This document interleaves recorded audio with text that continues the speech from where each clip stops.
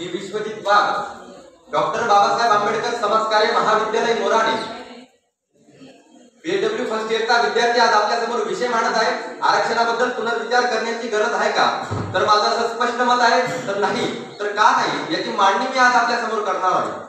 मित्रांनो, हजारो वर्षापासून आपल्या भारत देशामध्ये अलिखित स्वरूपाचं आरक्षण आपल्याला बघायला मिळतं, परंतु त्या आरक्षणामध्ये एका विशिष्ट वर्गाला शिक्षा घेण्याचा अधिकार होता, एका विशिष्ट वर्गाला शस्त्र धारण करण्याचा अधिकार होता आणि त्याचबरोबर याच भारत देशामध्ये एका विशिष्ट वर्गाला सेवा देण्याचा अधिकार होता.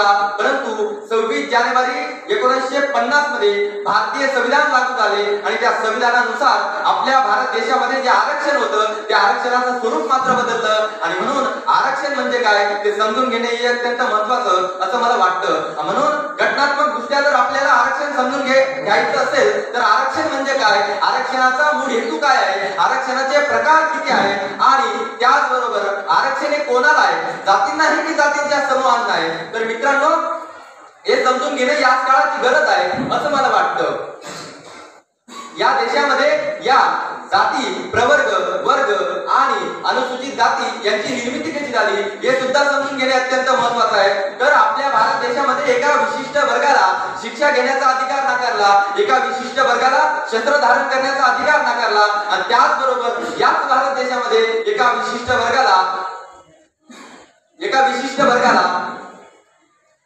त्यांचं मत मांडण्याचा अधिकार नाकारला, त्यांना माणूस म्हणून जगण्याचा अधिकार नाकारला हे आपल्याला बघायला मिळतं. परंतु या भारत देशामध्ये संविधान लागू झाले आणि त्यांची रूपरेषा बदलली आणि म्हणून आरक्षण समजून घेत असताना आपल्याला आरक्षणाचे प्रकार काय ते सुद्धा समजून घेणे अत्यंत महत्त्वाचं आहे. पहिलं जे आरक्षण आहे ते म्हणजे शैक्षणिक आरक्षण. हे भारतीय संविधान कलम 15(4) नुसार देण्यात आलं आहे. यामध्ये असं सांगितलं आहे की SC, ST, OBC यांना या ठिकाणी राखीव जागा शैक्षणिक पातळीवर ठेवण्यात येतो आणि त्यांना शिक्षणाचा अधिकार नाकारला होता, म्हणून त्यांना या ठिकाणी हे आरक्षण देण्यात आलेले आहे. त्यानंतर जे दुसरा प्रकार आहे तो म्हणजे नोकऱ्यांमधील आरक्षण. हे आरक्षण भारतीय संविधान कलम 16(4) नुसार देण्यात आलं आहे. यानुसार आपल्याला या ठिकाणी बघायला मिळतं की नोकऱ्यांमध्ये एका विशिष्ट वर्गाची मक्तेदारी होती, परंतु ती न राहता या ठिकाणी सगळ्या वर्गाला समान अधिकार मिळायला हवा, त्यांना सुद्धा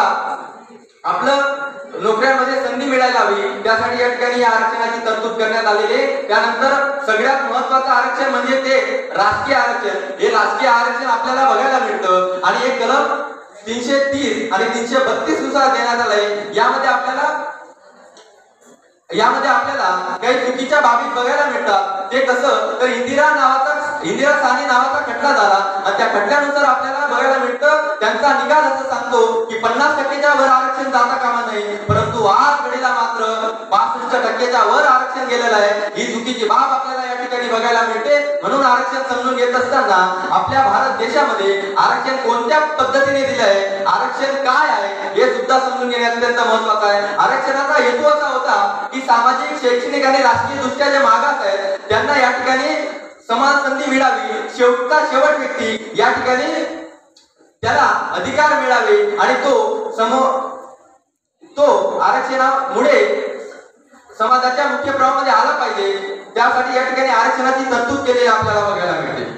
मग मित्रांनो, आपल्या भारत देशामध्ये UPSCच्या नावाने अनेक कलेक्टर होतात आणि त्यामध्ये राजेंद्र भरून नावाचा कलेक्टर आज सुद्धा त्याला आदिवासी समुदायाचा, भिल्ल समुदायाचा पहिला कलेक्टर म्हणून ओळखला जातं. म्हणून म्हणतो की आरक्षणावर पुनर्विचार करण्याची गरज नाहीये. म्हणून तो माणूस कलेक्टर झाला तरी सुद्धा त्याची मात्र त्या भिल्ल समुदायामुळे किंवा जातीमुळे त्या जातीने त्याचा पिशा सोडला नाही. म्हणून हे समजून घेणे अत्यंत महत्त्वाचं असं मला वाटतं. मित्रांनो, आरक्षण हे कोणाला आहे ते सुद्धा समजून घेऊया. आरक्षणामुळे ज्या समुदायाला आरक्षण मिळालंय ते कोणत्या पद्धतीने मिळालंय ते सुद्धा समजून घेऊया.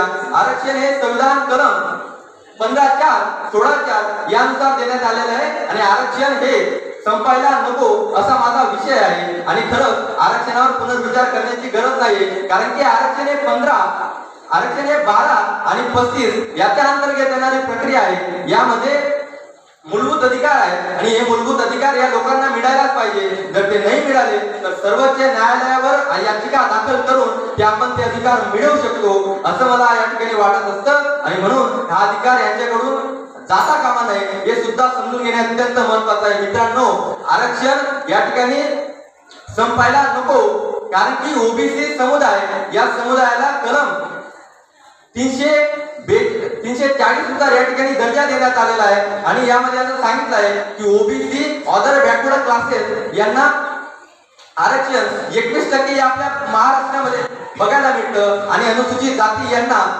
13% आरक्षण, अनुसूचित जमाती यांना 60% आरक्षण आपल्या महाराष्ट्रामध्ये देण्यात आलेलं आहे आणि ते मिळायलाच हवं, कारण की तो त्यांचा मूलभूत अधिकार आहे आणि तो त्यांच्याकडून कोणी हिरावू शकत नाही, कारण की ही संविधानिक तरतूद आहे आणि ही तरतूद संपायला नको असं माझं या ठिकाणी स्पष्ट मत आहे.